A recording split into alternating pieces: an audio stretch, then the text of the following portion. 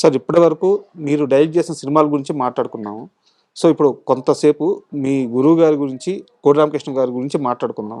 అయితే ఇక్కడ నాకు చిన్న ముందుగా నేను చెప్పే మాట ఏంటంటే, ఆయన ఒక దిగ్దర్శకుడు. 90 సినిమాలు, 100 సినిమాలు దరిదాపుల దాకా చేశారు. సో 100 సినిమాలు చేసిన డైరెక్టర్ అనమాట. సో నేను ఆయన కెరీర్ మొత్తాన్ని, నా ఏజ్ కానీ, నా అనుభవం కానీ సరిపోదు. నాకు తెలిసిన కొన్ని విషయాలను అడుగుతాను. వాటిల్లో మీ ప్రమేయం ఉండొచ్చు, మీ ప్రెజెన్స్ ఉండొచ్చు, ఉండకపోవచ్చు, మీకు తెలిసింది చెప్పండి. ఫస్ట్ ఆఫ్ ఆల్ మనకి తెలుగు సినిమాలో డైరెక్టర్లు లెజెండరీ డైరెక్టర్లు అంటే రాఘవేంద్రరావు గారు, దాసరి నారాయణరావు గారు, వీళ్ళిద్దరి పేర్లు వినిపిస్తాయి. కానీ వీళ్ళిద్దరి మధ్యలో ఒక వ్యక్తి ఉన్నారు, కోడి రామకృష్ణ గారు. ఆయన 100 సినిమాలు చేశారు. వీళ్ళిద్దరూ ఎలాంటి హిట్లు ఇచ్చారో అంతే స్థాయి హిట్లు ఇచ్చారు. వీళ్ళిద్దరి నీడ వల్ల కోడి రామకృష్ణ గారికి రావాల్సినంత పేరు రాకుండా పోయిందా? అదైతే చాలా మంది అంటారండి. అది కూడా కొంతవరకు వాస్తవం. అంటే వాళ్ళ నీడని కాదండి, వాళ్ళ నీడ అనేది వాళ్ళిద్దరు నీడ చాలా పెద్దదైపోయింది ఇండస్ట్రీ. అవునవును, వాళ్ళు మరి నిజంగానే లెజెండ్స్ కదండి. ఇప్పుడు మా గురువు గారి కంటే కూడా వాళ్ళు చాలా ముందు నుంచి వాళ్ళు చాలా పెద్ద లెజెండ్స్ కదా. ఆ తర్వాత జనరేషన్ కదండి ఆయన. దాసరి గారి శిష్యుడే కదా ఆయన. కాబట్టి కాకపోతే మా గురువు గారు కూడా ఆయన గురువుకు తగ్గ శిష్యుడే. ఆయనకి అంటే ఆయనకు ముందు నుంచి కూడా దాన్ని ప్రొజెక్ట్ చేసుకోవడము, లేకపోతే దాన్ని అవన్నీ ఆయనకి లేదండి. సినిమాలు చేసేయడం అంతే, సినిమాలు చేసేయడమే. తర్వాత ఆయన ఎప్పుడు కూడా నేను ఇంత హిట్స్ ఇచ్చానో, లేకపోతే నేను ఇంత గొప్ప దర్శకుడునో అనే ఒక్కసారి కూడా ఆయన అనుకున్నది కానీ, ఎప్పుడు ఆయన గొప్పతనం గురించి చెప్పుకోవడం కానీ అది ఎప్పుడు లేదండి. ఆయన ఎప్పుడు చాలా సామాన్యంగా అందరితోటి మామూలుగా ఉండేవారు. మీకు ఆయనతో ఒక 2 రోజులు ట్రావెల్ చేస్తే ఆ టైంలో వాళ్ళందరికీ అనిపిస్తుంది అనమాట, ఈయన 100 సినిమాలు చేసిన డైరెక్టర్, ఈయనేంటి ఇంత సాధారణంగా మాట్లాడుతున్నారు, ఇంత సాధారణంగా ఉన్నారు అనిపిస్తుంది. అంత మామూలు పర్సన్ అండి ఆయన. అయితే ఏంటంటే ఇండస్ట్రీ పరంగా అయితే ఆయనకి దక్కాల్సినంత గౌరవం మాత్రం రాలేదేమో అనేది నా అభిప్రాయం కూడా కదా. 100% అండి.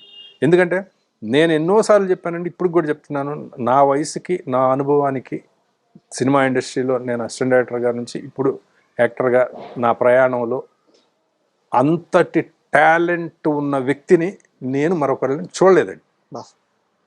ఇక ముందు చూస్తానో లేదో నాకు తెలియదు, ఈ రోజు వరకు నేను చూడలేదు. ఏది మీకు ఏ విషయంలోనైనా ఆ సినిమాకి సంబంధించిన విషయాల్లో. సార్ నాకు తెలిసిన ఇంకో విషయం ఏంటంటే, సార్ తెలిసిన మీన్స్ ఏంటంటే అక్కడ ఇక్కడ ఇనిందే. నాకు ప్రాక్టికల్గా నాకు అంత ఏజ్ లేదు కాబట్టి నాకు ఇది కరెక్టో కాదో మీరు చెప్పండి. ఆయనకి ఫస్ట్ అవకాశం ఇచ్చింది ఇంట్లో రామయ్య వీధిలో కృష్ణయ్య. అవకాశం ఇవ్వడం మీన్స్ అంటే అది మ్యూచువల్గా వచ్చి ఉండొచ్చు. చిరంజీవి గారితో మొదటి సినిమా చేశారు. బట్ తర్వాత కాలంలో చిరంజీవి గారితో ఒక గ్యాప్ వచ్చేసింది. ఆ గ్యాప్ రావడంతో కోడి రామకృష్ణ గారు బాలకృష్ణ దగ్గర ఎక్కువ సినిమాలు చేసి ఆయనకి బ్లాక్ బస్టర్స్ ఇచ్చారు. సో ఇక్కడ ఒక అసోసియేషన్ ఏర్పడిపోయింది చిరంజీవి గారికి, కోడి రామకృష్ణ గారికి. తర్వాత ఆ గ్యాప్ అలా చాలా రోజులు మెయింటైన్ అయ్యింది అని ఒక టాక్ ఉంది. నిజమా అబద్ధం? అది మనకు తెలియదండి యాక్చువల్గా. కాకపోతే నేను చూసింది కూడా చెప్తాను సార్. వాళ్ళు అంతకుముందు రిక్షావాడు, దానికి ముందు సింహపురి సింహం, ఏవో వరుసగా 5 సినిమాలు చేశారు. దాని తర్వాత గ్యాప్ వచ్చింది కదండి సార్. ఆ గ్యాప్లో కూడా ఎక్కడైనా అవన్నీ కూడా నేను ఇండస్ట్రీకి రాకముందు చేసిన సినిమాలు అవన్నీ కదా. మేము కూడా అనుకునేవాళ్ళం, గురుగారు చిరంజీవి గారితో ఒక సినిమా చేస్తే బాగుంటుంది అనేది అనుకుంటాం కదా జనరల్గా. ఆ టైంలో వాళ్ళకి మరి అంత విభేదాలు అవి ఏమన్నా ఉండుంటే, ఇప్పుడు ఒకసారి శివాజీ గార్డెన్స్లో షూటింగ్ చేస్తున్నాం, కృష్ణ గారు మీద సాంగ్ ఏదో చేస్తున్నాము. పక్కన చిరంజీవి గారిది ఎక్కువ బండి ఎక్కువ మామ ఎక్కి ఆ సాంగ్ జరుగుతూ ఉంది. ఆయన వచ్చారు, చిరంజీవి గారు వచ్చారు ఇక్కడ ఈ లొకేషన్కి వచ్చి, వెనక నుంచి గురువు గారు, కోడి రామకృష్ణ గారు కళ్ళు మూసి చూసే చాలా సరదాగా మాట్లాడుకున్నారు, చాలా సరదాగా. అదంతా మేము చూసాం. వాళ్ళు ఎప్పుడు కలిసినా బ్రహ్మాండంగా మాట్లాడుకోవడం అవన్నీ చూసాం సార్. బట్ అంటే ఏదైనా మరి క్రియేటివ్ డిఫరెన్సెస్ ఏమన్నా ఉన్నాయేమో నాకు తెలియదు, మనకు తెలియదు. కానీ మా వ్యక్తుల మధ్య విభేదాలు అయితే ఏమీ లేవండి, నాకు తెలిసి అయితే లేవు. ఉంటే మాట్లాడుకోరు కదా అలాగా, కరెక్ట్, అంత సరదాగా ఉండరు కదా. బట్ ఈ టాక్ అయితే ఉంది సార్. అంటే మీ దాకా అదే ఉండుండొచ్చు. అదే ఇప్పుడు దాసరి గారికి కోడి రామకృష్ణ గారికి అసలు పడదు. ఇవన్నీ కూడా వినేవాళ్ళం అండి మేము అప్పుడు. అసలు వాళ్ళిద్దరికి అసలు పడదు. ఈయన సినిమా తీస్తే పోటీగా ఆయన సినిమా తీస్తాడు, దాని మీద రిలీజ్ చేస్తారు, ఇట్లా మాట్లాడుకునేవారండి. కానీ ఆయన వాళ్ళ మధ్య మరి వాళ్ళు కలిసినప్పుడు అసలు ఈయనకి గురువు గారు అంటే అపరిమితమైన గౌరవం, కోడి రామకృష్ణ గారికి దాసరి గారు అంటే అపరిమితమైన గౌరవం. ఆయన కూడా రామకృష్ణ అని ఆయన చక్కగా మాట్లాడుకునేవాళ్ళు. ఒకసారి ఆ టైంలో ఎందుకు వచ్చింది, భారత్ బంద్ అనే సినిమా టైంలో ఇది ఎక్కువ వచ్చిందండి. అప్పుడు ఆయన ఒక పిక్చర్ చేస్తున్నారండి, ఆయన మన వినోద్ కుమార్ గారితో ఒక పిక్చర్, సినిమా పేరు గుర్తు రావట్లేదు. అప్పుడు భారత్ బంద్ జరుగుతూ ఉంది. జరుగుతూ ఉన్నప్పుడు ఒకళ్ళొకళ్ళు మీద పోటీగా సినిమా చేస్తున్నారు అనేది ఎక్కడో వచ్చింది. మేము కూడా ఎక్కడన్నా కనిపిస్తే మిగతా డైరెక్టర్స్ అసిస్టెంట్ వాళ్ళు అడుగుతూ ఉండేవాళ్ళు, ఏంటి ఇలాగా పోటీ అంట కదా, ఇద్దరికి గొడవ అంట కదా, అది ఇదని అడుగుతూ ఉండేవాళ్ళు. మ్యాగజైన్స్ లో కూడా రాశారండి. కొన్ని మ్యాగజైన్స్ లో వాళ్ళిద్దరికి ఏదో పచ్చగడ్డ వేస్తే బగ్గుమంటుంది ఏదో ఈ రేంజ్ లో రాశారు. ఒకసారి ఇక్కడ హైదరాబాద్ లోనే ఆ సినిమా షూటింగ్ జరుగుతుంది, జూబ్లీ ఒక బిల్డింగ్ లో. సడన్ గా దాసరి గారు వచ్చారు. మన మాల వేసుకొని ఉన్నారు, ఆయన బ్లాక్ డ్రెస్ లో వచ్చారు. బ్రహ్మానందం గారు వెంట పెట్టుకుని వచ్చాడు. ఆయన వచ్చి రాగానే ఈయన సడన్ గా ఇంకా లేచి వెళ్ళి కాళ్ళకి నమస్కారం చేసి, గురుగారు ఏదంటే ఏంటి రామకృష్ణ, ఏంటి నీకు నాకేదో గొడవ అంట కదా, ఏంటి నీకు ఏమన్నా తెలుసా అని అడిగారు. అది నాకు తెలుసా అని చాలా సరదాగా మాట్లాడుకున్నారు. ఆయన ఉన్నంత వరకు ఈయన సిగ్గుపడుతున్నారు. షార్ట్ తీ అని, ఏంటి నేను వెళ్ళేదా వరకు షార్ట్ తీవా, షార్ట్ తీ దాసరి గారు. ఈయన సిగ్గుపడుతూ, ఈయన మన బాబు మోహన్ గారు ఆ సీన్ ఏదో చేస్తాం, ఆయనకంతా యాక్టింగ్ చెప్పి చూపించేది ఇది చేసిన తర్వాత ఆయన అన్నారు, రామకృష్ణ చేసిన దాంట్లో సగం చేస్తే చాలా మీకు చాలా పెద్ద పేరు వచ్చేస్తుంది అని. అంటే అలా అలా ఉంటారండి. బయట వచ్చేవి వస్తూ ఉంటాయి, ఇంకా అవి మరి అది ఎందుకు వస్తాయో తెలియదు మనకి. అంటే మీ గురువు గారి కెరీర్ మొత్తం మీద చూసుకుంటే చాలా ఇనిషియల్ స్టేజ్ లో బాలకృష్ణతో వరుస హిట్లు ఇచ్చారు. ముద్దుల మామయ్య అయితే అసలు ఇంకా మువ్వగోపాల్ ఇట్లా వరుస హిట్లు ఇచ్చుకుంటా పోయారు అనమాట. సో బాలకృష్ణ గారితో ఉన్న ఆ అసోసియేషన్ మీరు గమనించింది ఎప్పుడైనా ఒక సందర్భం ఉందా?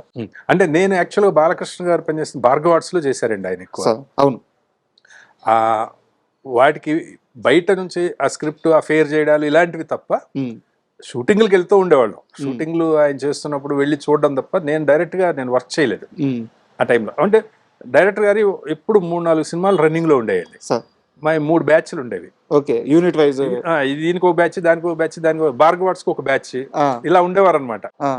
అలా ఎప్పుడైనా అలాంటివి చేశాను కానీ అప్పుడు చాలా బాగుండేవారండి వాళ్ళు. అంటే ఆ టైంలో ఎలాంటి టాక్ ఉండిందంటే, కోదండరామరెడ్డికి చిరంజీవి హిట్ ఇస్తే బాలకృష్ణకి కోడి రామకృష్ణ హిట్ ఇస్తారు. కాంబినేషన్ ఫైట్ అనమాట. ఆడియన్స్ అలాగే అనుకుంటారు కదండి. అవన్నీ వీళ్ళకి ఎవరైనా సినిమా చేస్తే ఎవరిదైనా హిట్ ఇవ్వాలనే ఉంటది ఇక్కడ కదా. ఆయనకి హిట్ ఇవ్వాలి, ఈయనకి హిట్ అనేది ఉండదు అసలు. సినిమా వాళ్ళకి తెలుస్తుంది అది, అంతే కదా. బట్ ఆడియన్స్ లో ఏంటంటే అలా హిట్లు అవుతున్నాయి కాబట్టి అలా అనేసుకుంటా ఉంటారు, అంతే. సార్ అంటే ఇది మీకు అప్పుడు మీరు ఉండకపోవచ్చు, బట్ మీకు తెలిసేమని అడుగుతున్నాను. భానుమతి గారికి మంగం గారి మనవడు కథ చెప్పడానికి వెళ్ళారు.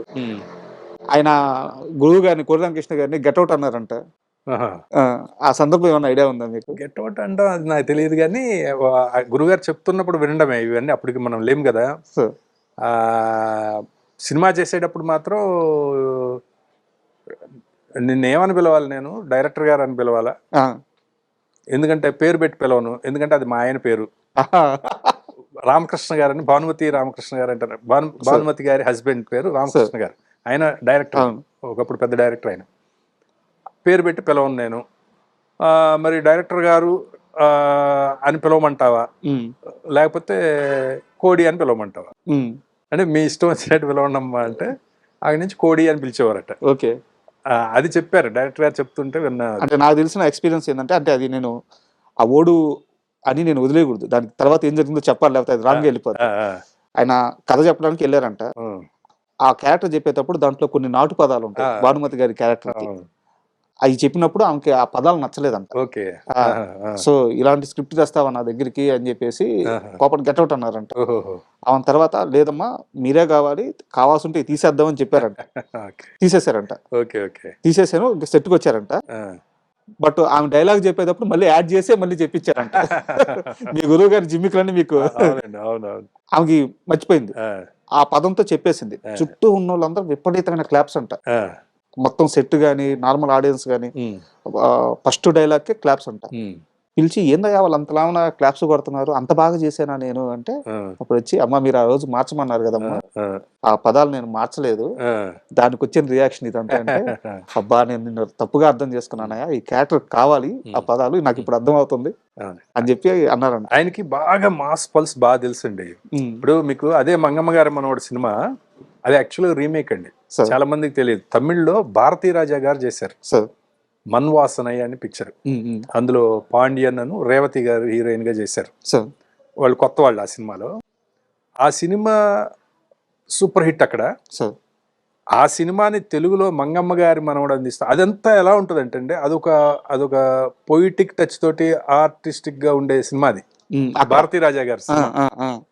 దాని ముందు అది చూసినప్పుడు అది చేద్దాం అనుకున్నప్పుడు అసలు తెలుగుకి ఇంత రాగా ఉన్న సినిమా అసలు ఎలా ఆడుతుంది, ఇందులో కమర్షియాలిటీ ఏముంది, అసలు హీరోయిజం ఏముంది, లేకపోతే ఇది పోయి బాలకృష్ణ గారితో ఎలాగా అని చాలా మంది చెప్పారటండి ఆ టైంలో. అంటే అది వర్కౌట్ అవ్వదు అని. అది వర్కౌట్ అవుతుందా అవదా అనేది చేసిన తర్వాత కదా తెలుస్తుంది అని చెప్పి దాన్ని మొత్తం కమర్షియల్ గా మార్చి కమర్షియల్ గా ఆ సాంగ్స్ దంచవే మేనత్తకు అసలు ఈ ప్యాటర్న్ లోనే ఉండదు ఆ సినిమా. అది మీరు ఇప్పుడు కూడా మీరు చూడొచ్చు, అది మన్వాసనయ్య అనే పిక్చర్ మీరు చూస్తే చాలా మంది తెలియదు. అది అసలు ఉండదండి, అసలు ఈ ప్యాటర్న్ లోనే ఉండదు. క్యారెక్టర్లు ఇవి ఉంటాయి అంతే, స్టోరీ లైన్ అది ఉంటది, మిగతా అంతా మారిపోయింది. మారిపోయి ఇది పక్కా కమర్షియల్ అయిపోయి ఇది సూపర్ హిట్ అయిపోయి 1 year ఆడేసింది ఇక్కడ.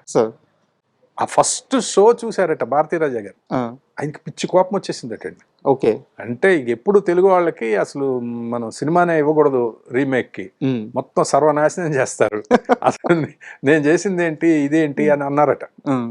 చెప్పకుండా వెళ్ళిపోయాడటండి ఆయన. ఆ తర్వాత సిల్వర్ జూబ్లీకి మళ్ళీ ఆయన గెస్ట్ గా పిలిస్తే అప్పుడు ఆయన చెప్పారటండి, ఈ సినిమా నేను తెలుగులో తీసుంటే అట్టర్ ఫ్లాప్ అయ్యేది, కోడి రామకృష్ణ గారు కరెక్ట్, ఎందుకంటే ఆ ఆడియన్స్ పల్స్ ఆయనకే తెలుసు, నేను చేస్తుంటే ఇంత హిట్ అయ్యేది కానే కాదు అసలు ఈ సినిమా. ఇప్పుడు ఓకే అంటే ఏ లాంగ్వేజ్ కి ఎక్కడ ఎలా చేయాలి అనేది ఇప్పుడు నేను కూడా ఆలోచిస్తున్నాను అని చెప్పారట స్టేజ్ మీద. సూపర్. అండ్ ఇప్పుడు కరెంటుగా ఇప్పుడు మాట్లాడుకుంటే సార్ ఇండస్ట్రీలో 400 కోట్లు 500 కోట్లు 300 కోట్లు బడ్జెట్ ఇస్తే చాలామంది సినిమా రిలీజ్ అయినాక విఎఫ్ఎక్స్ బాగాలేవు ఇలాంటి ఒక డిస్కషన్ వస్తుంది, ఆ షాట్లు బాగాలేవు, గ్రాఫిక్స్ బాగాలేవు అని చెప్పి అంటున్నారు. ఈయన ఏం చదువుకున్నాడు సార్, అసలు ఏంది ఆయన సినిమాల్లో ఆ రోజుల్లో ఆ గ్రాఫిక్స్ ఏంటి? ఇప్పుడు చూసినా కానీ ఇంత కూడా ఈ గ్రాఫిక్స్ బాగలేదని కోడి రామకృష్ణ గారి సినిమాలో ఎవరు వేలెత్తి చూపించలేరు. ఆ రోజుల్లో ఉన్న టెక్నాలజీతో ఆ గ్రాఫిక్స్ ఎలా తీయగలిగారు, అసలు ఈయన ఏం చదువుకున్నారు, గ్రాఫిక్స్ మీద ఆయనకి ఎందుకు అంత పట్టు వచ్చింది? అంటే నిజం చెప్పాలంటే అండి, ఆ గ్రాఫిక్స్ అనే విషయాన్ని మొదలు పెట్టింది అంటే ఆ ఐడియా అనేది శ్యాంప్రసాద్ రెడ్డి గారిది అండి, ప్రొడ్యూసర్ శ్యాంప్రసాద్ రెడ్డి గారిది. ఆయన మనం అంటే తెలుగు కాకుండా ఇంకా విస్తృతంగా మన తెలుగు సినిమాని తీసుకెళ్ళాలి అంటే ఈ టెక్నాలజీని మనం ఇంగ్లీష్ సినిమాల్లో చూసే టెక్నాలజీని మనం తెలుగు కథకు గనక అడాప్ట్ చేయగలిగితే చాలా బాగుంటది అనే ఐడియా శ్యాంప్రసాద్ రెడ్డి గారు. దాన్ని ఇంప్లిమెంట్ చేసింది కోడి రామకృష్ణ గారు. అప్పుడు అమ్మోర్ అనే సినిమా, అదే ఫస్ట్ గ్రాఫిక్స్ సినిమా. మన క్రిస్ అని ఒక ఆయన ఉండేవాడండి, అమెరికా నుంచి ఆయన తీసుకొచ్చారు. అప్పటికి మనకు గ్రాఫిక్స్ అంటే మనం దానికి ఎలా షూట్ చేయాలో కూడా తెలియదు కదా. ఆ గ్రీన్ మ్యాట్ ఇలా వేసి ఇది షూట్ చేయాలి, ఈ ప్లేట్స్ తీసుకోవాలి, ఇవి ఏమి తెలియదు కదండి. అయితే ఏంటంటే కోడి రామకృష్ణ గారిది ఎప్పుడైనా సరే బలమైన నమ్మకం ఏంటంటే పొర్రపాటును కూడా గ్రాఫిక్స్ వల్ల సినిమా ఆడదు, మీరు అద్భుతంగా చేయండి కానీ దానిలో కనెక్ట్ అయ్యే ఎమోషన్ సినిమాలో ఉంటేనే. ఇప్పుడు ఈ ఎమోషన్కి ఈ టెక్నాలజీని వాడుకోవాలి తప్ప ఈ టెక్నాలజీ కోసం మనం సినిమా చేస్తే సినిమా ఆడియన్స్ని పట్టుకోదు. ఒక్క గ్రాఫిక్ షాట్ కూడా లేకుండా సినిమాలు మనం ఎందుకు చూసాం అంతకుముందు? ఎమోషన్ ఎందుకు ఆ ఎమోషన్ కనెక్ట్ అవ్వడం, అవును. ఆ కథా గమనం మీకు ఆడియన్స్ని పట్టుకుంటే ఇవన్నీ ఏంటంటే కొత్తగా అనిపిస్తాయి, ఫ్రెష్గా అనిపిస్తాయి. ఇప్పుడు అదే ఫీలు మనం మిచ్చల్ కెమెరాలో మన విఠలాచార్య గారు చేసినప్పుడు మనం ఆహా ఓహో అని చప్పట్లు కొట్టాం కదా. ట్రిక్ షాట్స్ అన్ని మిచ్చల్ కెమెరాలో చేసేవాళ్ళు అండి. అవన్నీ ట్రిక్ ఫోటోగ్రఫీ. రవికాంత్ నాగాయిచ్ గారు ఎంత అద్భుతంగా ఉంటాయి. వాటికన్నిటికి ఎందుకు కనెక్ట్ అయ్యాం మనం అంటే ఆ ముందున్న కథా గమనం, ఆ ఎమోషన్స్ అవన్నీ ఉన్నాయి కాబట్టి. ఇప్పుడు రావణాసురుడు అలా వీరాభిమన్యు సినిమాలో, బ్లాక్ అండ్ వైట్ సినిమాలో కుంభకర్ణుడు అలా పడుకొని ఉంటే ఇంత ఉంటారండి, లిల్లీ పుట్స్ లాగా ఇంత ఉంటారు సైనికులు. వాళ్ళందరూ నిద్రపోతుంటే నిచ్చెలు వేసుకుని ఎక్కి పైన ముక్కు మీద వాటి మీద సోలాలు పెట్టి పొడుస్తుంటారు. చాలా మంది సిపాయిలందరూ పొడుస్తూ ఉంటారు లేపడానికి. అది చూసి ఆహా ఓహా అని మనం అనుకున్నాం కదా. అంటే ఆ కంటెంట్లో ఉన్న ఇదండి. కంటెంట్ లేకుండా మీరు ఎంత అద్భుతమైన గ్రాఫిక్స్ పెట్టినా అసలు సినిమాలు చూడరండి, చూడరు. ఒకవేళ గ్రాఫిక్స్ బాగోకపోయినా ఆ కథా గమనం, ఆ స్క్రీన్ ప్లేలో మీరు ఆడియన్ని పట్టుకున్న విధానం కనుక గొప్పగా ఉంటే, ఆ ఎమోషన్ కనుక వర్కౌట్ అయితే, ఒకటి అరా గ్రాఫిక్స్ బాగోపోయినా ప్రేక్షకులు క్షమించేస్తారు. ఆయన దీన్ని ఎమోషన్ నమ్ముతారు, ఓకే 100%. బట్ ఈ గ్రాఫిక్స్ ని వేరే రేంజ్కి తీసుకెళ్లిపోయారు ఆ రోజుల్లో. అది కూడా అవునండి సార్, నాకు తెలియకే అడుగుతున్నాను. అమ్మోరు సినిమా అప్పటికే మీ జర్నీ ఏం సార్? అక్కడ అమ్మోరు సినిమా అప్పుడు నేను ఉన్నానండి, కానీ ఆ పిక్చర్ కి నేను వర్క్ చేయలేదు. నేను దేవి సినిమాకి వర్క్ చేశాను. ఓకే. ఆ సెకండ్ ఫిల్మ్ దేవి పిక్చర్ కి నేను కో డైరెక్టర్. ఓకే. ఆ పిక్చర్ అంతా గ్రాఫిక్సే కదా. ఆ గ్రాఫిక్స్ అన్ని అంటే అమ్మోరు అప్పటికి ఇక్కడ గ్రాఫిక్స్ చేసేవాళ్ళు లేరండి. అప్పుడంతా అమెరికాలో అక్కడక్కడ చేసిన గ్రాఫిక్స్ అవి. దేవి సినిమాకి వచ్చేటప్పటికి బాంబేలో, చెన్నైలో కొద్దిగా వచ్చారు. ఓకే. ఇప్పుడు దేవి పిక్చర్ చేసిందంతా ఇక్కడేనండి. క్రస్ట్ కమ్యూనికేషన్స్ అని బాంబేలో ఉంటారు, వాళ్ళు చేశారు. మరి ఎంత అద్భుతంగా చేశారు అంటే ఆ ఎమోషన్ అండి. అక్కడికి వచ్చేటప్పటికి ఇంత ఎమోషన్ క్రియేట్ చేసి అక్కడ అలా 10 తల పాము వచ్చింది అనుకోండి, ఆ గూస్ బంప్స్ వస్తాయి. ఈ ముందు అంతా ఏమి లేకుండా పేలవంగా వచ్చి మీకు పాము వచ్చినా అది బొమ్మలా ఉంటుంది. అది ఖచ్చితంగా ఫాలో అయ్యేవారండి కోడి రామకృష్ణ గారు. ఆయన సక్సెస్ ఏంటంటే ఆ సీజీ గ్రాఫిక్స్ ఎక్కడ రావాలి, ఎందుకు రావాలి అనేది ఇంపార్టెంట్, మెయిన్. అండ్ అంటే నాకు అమ్మోరు గురించి కొన్ని క్వశ్చన్లు ఉన్నాయి సార్, అవి తర్వాత అడుగుతాను. మీరు దేవి ప్రస్తావన తీసుకొచ్చారు కాబట్టి ఆ విలన్ ఎక్కడ పట్టారు సార్? ఆయన అంత హైట్ ఉంటాడు. ఆ విలన్ యాక్చువల్గా అతని పేరు అబూ సలీం అండి. అబూ సలీం అని అతను మన కేరళలో ఒక ఎస్ఐ. ఓకే. ఆయన అసలు మాకు ముందు అసలు లిస్ట్లో లేడండి. ఒక ఎక్కడో ఆఫ్రికాలోనూ ఎక్కడో ఒక ఉండే ఆయన్ని ఎంఎస్ రాజు గారు తీసుకొచ్చారు ఫస్ట్ ఆ క్యారెక్టర్కి. హైట్ గీట్ మంచి పర్సనాలిటీ ఉండి అతనికి ఆ గెటప్ వేసి చూసాం కానీ అతనికి ఒక్క ముక్క కూడా తెలుగు రాదు. అతను దాన్ని పట్టుకోలేకపోతున్నాడు, ఏం చెప్పినా కూడా. ఒకవేళ ఎవరైనా అది ఇటు ఇంగ్లీష్లో ఎక్కడ ఎక్స్ప్లెయిన్ చేసినా పట్టుకోలేకపోతున్నాడు. తర్వాత మరి అతను వెళ్ళిపోయాడు, షూట్ చేయలేదు, ఊరికే ముందు చూడడమే. వెళ్ళిపోయిన తర్వాత మేము షూటింగ్కి వెళ్ళిపోయాం వైజాగ్కి. విలన్ ఎవరు ఫిక్స్ అవ్వలేదు. అందులో కొత్త హీరో సిజ్జు, తను మలయాళీ యాక్చువల్గా.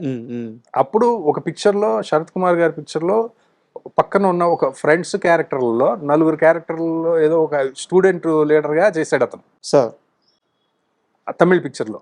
ఇతను ఎవరో బాగున్నాడే అని పికప్ చేసినాడు సిజ్జు. ఓకే. సరే, అతను హీరోగా చేస్తున్నాడు. ఒకసారి ఏంటంటే అతని దగ్గర చిన్న ఆల్బమ్ ఉంది, ఫోటో ఆల్బమ్. ఆ సిజ్జు అజ్జు అని 2 బ్రదర్స్ అనమాట. వాళ్ళిద్దరు వచ్చేవాళ్ళు షూటింగ్కి. వాళ్ళు ఒకసారి ఆల్బమ్ చూపించారు. ఆ ఆల్బంలో తిరగేస్తుంటే ఈయనున్నాడు, ఈ బాడీ బిల్డర్ కూడా వాళ్ళ ఫొటోస్లో ఉన్నాడు. ఎవరు ఈయన అంటే మాకు ఫ్రెండ్ అండి, కేరళలో ఉంటాడు, ఈయన ఎస్ఐగా చేస్తున్నాడు, సబ్ ఇన్స్పెక్టర్ ఈయన అని చెప్పారు. ఇతను యాక్ట్ చేస్తాడంటే అతనికి చిన్న ఇది ఉందండి, చిన్న వేషాలు చేస్తుంటాడు అప్పుడప్పుడు సినిమాల్లో. బట్ ఇంట్రెస్ట్ ఉందండి, మరి ఇంత పెద్ద క్యారెక్టర్ చేయగలుగుతాడా లేదా తెలియదు అని అంటే అవన్నీ ఏముండవు ఇక్కడ. ఇది కోటి రామకృష్ణ స్కూల్ ఇక్కడ. అయితే ఇక్కడ ఎవడైనా యాక్టరే అని చెప్పి వెంటనే అది చూసి డైరెక్టర్ గారు వెంటనే పిలిపించండి అంటే అతన్ని పిలిపించారు. మాకు అప్పటి వరకు టెన్షన్ గా ఉండేది, ఎందుకంటే షెడ్యూల్లో మేము వేసేసుకుని ఉన్నాం. రేపు ఆడు విలన్ కావాలి, విలన్ ఎవడో తెలియదు, ఇంకో 4 రోజుల్లో షూటింగ్ చేయాలి, ఈ రోజు వరకు వెళ్ళిపోవడో తెలియదు. మాకు అక్కడ అలాగే ఉండేదండి. క్యారెక్టరైజేషన్ అయితే ఉంది, ఇంత ఎత్తు ఉండాలి, ఇలా ఉండాలి, అవన్నీ ఉన్నాయి. మనిషి దొరకట్లా, మనిషి ఇంకా చూద్దాం కొత్త వాళ్ళని పెట్టాలని. అప్పుడు అతను వచ్చాడు. అతను వస్తే షర్ట్ ఇప్పితే మంచి బాడీ బిల్డరు, అది బాగున్నాడు. ఇంకా అతను కాంటాక్ట్ లెన్స్ అవి పెట్టి విగ్గు పెట్టి, అతనికి తెలుగు అనేది ఒక ముక్క రాదు. అతనితో పెద్ద పెద్ద డైలాగులు అవన్నీ బాగా అట్లా. ఎంత సార్ అతను హైట్? ఇప్పుడు హైట్ అతను ఇప్పుడు 6 feet లోపే ఉంటాడండి, అంతకంటే ఎక్కువే ఉండడు. మరి అంత హైట్ చూపించారు అంటే అది ఫోటోగ్రఫీలోనే. అంటే అతను ఆ వాటర్ లోంచి అలా రావడం అంటే మీకు అంత భారీగా అట్లా కనిపిస్తాడు ఆ సినిమాలో. దానికి మన రవి డబ్బింగ్, మన బొమ్మాళి రవి, దాంతో అట్లా. అండ్ మీ గురువు గారు చాలా సినిమాల్లో సౌందర్య గారికి మంచి పాత్రలు పడ్డాయి అన్నమాట. సో మీరు ఒక దగ్గర రాశారో చెప్పారో నాకు గుర్తులేదు, కానీ సౌందర్య గారిని ఒక పెళ్లిలో చూసి ఈ అమ్మాయి హీరోయిన్ గా బాగుంటుందని మీరు ఫిక్స్ అయితే ఆల్రెడీ అమ్మాయి చేస్తుందని చెప్పి ఒక దగ్గర కూడా చెప్పున్నారు. అవునండి, గుర్తుందా మీకు? అవునండి, అవునవును. అది గ్యాంగ్ వార్ అని సినిమా అండి. సార్ గ్యాంగ్ వార్ అని పామ్ గ్రోవ్ హోటల్లో స్టోరీ డిస్కషన్స్ జరుగుతున్నాయి. సార్ మన రైటర్ శ్రీనివాస్ చక్రవర్తి గారని, జగదేక వీరుడు అతిలోక సుందరికి మూల కథ ఆయనే. తర్వాత దొంగోడు వచ్చాడు, చుట్టాల అబ్బాయి, పెళ్లి, ఈ సినిమాలు కథలు అన్ని ఆయనే అనమాట. ఆయన మంచి రైటర్. ఆయన రాజశ్రీ గారని మన సాంగ్స్ రాస్తారు, డబ్బింగ్ సాంగ్స్, ఆయన ఫేమస్. ఆయన డైరెక్షన్ కూడా చేశారు. ఓకే, వాళ్ళిద్దరూ ఆ సినిమాకి కథ చర్చలు జరుగుతూ ఉన్నాయి పామ్ గ్రోవ్లో. అప్పటికి వినోద్ కుమారు, తర్వాత భానుచంద్ర గారు, హరీష్ ప్రేమ ఖైదీ హీరోను, వాళ్ళు ముగ్గురు హీరోలు అనేది ఫిక్స్ అయ్యి ఉంది అప్పటికి. ఒకళ్ళ పక్కన శోభన గారు, ఒకళ్ళ పక్కన కస్తూరి, ఫస్ట్ ఎంట్రీ తెలుగుకి. తమిళ్ కస్తూరి ఇప్పుడు చాలా చాలా చేస్తారు కదా, ఆవిడ ఫస్ట్ పిక్చర్ అన్నట్టుగా ఎంట్రీ. ఈ హరీష్ పక్కన ఒక అమ్మాయి కావాలి. ఆ అమ్మాయిని ఎవరు అంటే డైరెక్టర్ గారు అన్నారు, సినిమా వాళ్లే కదయ్యా, ఎక్కడన్నా ఉంటారు చూడండి, మనకి ఎక్కడన్నా ఫ్యామిలీస్ లో మంచి అమ్మాయి. అది ఎవరి పెళ్లి సార్? అది ఎవరి పెళ్లి? అది ఎవరిదో మనకు తెలియదండి. అది ఓకే కాదు, ఆయన చెప్పింది ఏంటంటే ఎక్కడోకక్కడ దొరుకుతారయ్యా. ఇప్పుడు రేవతి గారిని ఎక్కడో కాలేజీ దగ్గర చూసి ఆయన ఎలా బుక్ చేశారు. అప్పుడు తమిళ వాళ్ళు చాలా మంది చేస్తుండేవారండి అలాగా. అంటే అసలు సినిమాతో సంబంధం లేకుండా ఒక డాన్స్ స్కూల్కి వెళ్ళారనుకోండి, అక్కడ ఒక మంచి ఒక అమ్మాయి డాన్స్ చేస్తుంది అనుకోండి, ఆ అమ్మాయిని అమ్మ సినిమాలో యాక్ట్ చేస్తావా అని అడిగి తీసుకొచ్చేవారు. అలాగే అమల గారు వాళ్ళందరూ అలా వచ్చిన వాళ్ళే, రేవతి గారిని అలా పట్టుకున్నారు. అట్లా ఎవరో ఒకళ్ళు దొరుకుతారయ్యా, కొంచెం ఇన్నోసెంట్ బాగా మంచి లుక్ ఉన్న వాళ్ళని చూడండి, సినిమా వాళ్ళనే చూస్తే మనకి సెట్ అవ్వదు అని చెప్పారు. పెళ్లి దగ్గరికి వెళ్ళారు మీరు? పెళ్లి దగ్గరికి వెళ్ళలేదు, మాది స్టోరీ సిట్టింగ్స్ జరుగుతున్నాయి పామ్ గ్రోవ్ హోటల్లో. ఓకే, ఒకరోజు నేను పామ్ గ్రోవ్ హోటల్కి వెళ్తూ ఉంటే అక్కడ పెళ్లి ఏదో రిసెప్షన్ ఏదో సంథింగ్ కార్యక్రమం జరుగుతూ ఉందండి. ఓకే, ఆ పెళ్లి వాళ్ళందరూ తిరుగుతుంటే ఒక అమ్మాయి అక్కడ రిసెప్షన్ ఎదురుగా సోఫాలో ఒక వైట్ అండ్ వైట్ చుడిదార వేసుకొని ఒక అమ్మాయి అలా కూర్చొని, ఆ పిల్లలు వెళ్ళే వాళ్ళ పిల్లలతో ఏదో మాట్లాడుతూ అలా ఉంది. డైరెక్టర్ గారు ఇవన్నీ అన్నారు కదా అని వెంటనే మనకి ఏంటంటే స్ట్రైక్ అయింది, అమ్మాయి భలే ఉంది, అమ్మాయి అయితే బాగుంటది ఇలా అని చెప్పి. అప్పుడు మనకి ధైర్యం ఉండదు కదండి, నాకే సరిగ్గా చాలా, నేను బాగా యంగ్ కదా, మనం వెళ్ళి అడిగితే తంతారు కదా సినిమాల్లో యాక్ట్ చేస్తారంటే అని. అప్పుడు నేను పైకి వెళ్ళిన తర్వాత రూమ్లోకి వెళ్ళి ఆయన చెప్పాను అనమాట, సార్ కింద ఒక అమ్మాయి ఉంది సార్, కూర్చొని ఉంది, చాలా ఇన్నోసెంట్ భలే ఉంది సార్, మన క్యారెక్టర్కి చాలా బాగుంటుంది సార్, అది ఇది అంటే మరి అడగకపోయావా అన్నారు. అడిగితే తంతారు సార్, మీరంటే పెద్దరికంగా ఉంటుంది, మీరు వచ్చి అడిగితే బాగుంటుంది అది అంటే. అప్పుడు రాజశ్రీ గారు కూడా ఎల్లు చూడంటే శ్రీనివాస్ చక్రవర్తి గారు కిందకు వచ్చారు. మేము వచ్చాం, కిందకు వచ్చేటప్పటికి చూస్తే అమ్మాయి లేదు. సరే చూస్తుంటే ఏం చక్రవర్తి బాగున్నావా అని ఒక వాయిస్ వినిపించింది. చూస్తే ఒక ఆయన పెద్ద ఆయన వచ్చారు, వాళ్ళిద్దరు వాటేసుకున్నారు, మాట్లాడుకున్నారు. అందులో తెలిసింది ఏంటంటే ఆయన కూడా ఒక రైటర్ కన్నడలో. వీళ్ళిద్దరు కలిసి కన్నడ సినిమాలు పనిచేశారట. సార్ ఏంటి అలా ఇలా ఇటు ఇటు అటు వెతుకుతున్నాం అంటే, ఏం లేదు మా సినిమాలో ఒక అమ్మాయి కావాలి, మా వాడు ఎవరో ఇక్కడ ఒక అమ్మాయి ఎవరో బాగుందని చెప్తే వచ్చాము, చూస్తే లేదు అంటుంటే కరెక్ట్గా ఆ టైంలో మళ్ళీ ఆ అమ్మాయి వచ్చి సోఫాలో కూర్చుంది అక్కడే. కూర్చున్నప్పుడు నేను సార్ సార్ సార్ అది అమ్మాయి అన్న అంటే చూసి బాగుంది కరెక్ట్గా అంటున్నారు శ్రీనివాస్ చక్రవర్తి గారు. అంటున్నప్పుడు అమ్మాయి ట్రా అన్నాడు ఆయన అమ్మాయి లేచి వచ్చేసింది. లేచి వచ్చేసేటప్పటికి ఇదేంటి ఇలా పిలిచేస్తున్నాడు అనుకున్నాం మేము. అదే ఆ అమ్మాయి ఎవరో కాదు మా అమ్మాయే అన్నాడు ఆయన. అంటే అదే నేను చిన్నప్పుడు చూశాను, ఇంతే ఉంది, అప్పుడు నేను ఇంటికి వచ్చేవాడిని. ఈయన శ్రీనివాస్ చక్రవర్తి గారు వాళ్ళ ఇంటికి వెళ్ళేవాడు. అప్పుడు చాలా అయ్యో ఇంత పెద్దదైపోయిందా అది ఇది అని అంటే, అది ఇంకో విషయం తెలుసా, ఆల్రెడీ కన్నడలో ఒక సినిమా యాక్ట్ చేసింది అమ్మాయి హీరోయిన్ గా. ఇప్పుడు కూడా ఒక పిక్చర్ కి అగ్రిమెంట్ కోసమే వచ్చాము మేము అన్నారు. అయితే ఇంకేముంది అసలు, ఆ అమ్మాయి ఇంకా హీరోయిన్ సూపర్ బ్రహ్మాండంగా ఉంది, ఓకే ఫిక్స్ అని చెప్పి సరే డైరెక్టర్ గారికి చూపెట్టాలి కదా.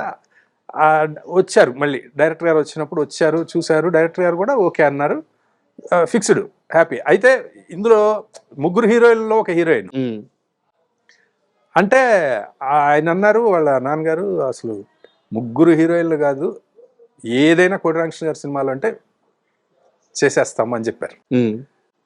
అయితే ఏంటంటే మళ్ళీ నెక్స్ట్ డే వచ్చి నన్ను అగ్రిమెంట్ చేసిన సినిమాకి కూడా సేమ్ డేట్లు అడుగుతున్నారండి అని. డేట్లు అందులో హీరో ఎవరంటే అందులో హరీష్ అన్నారు.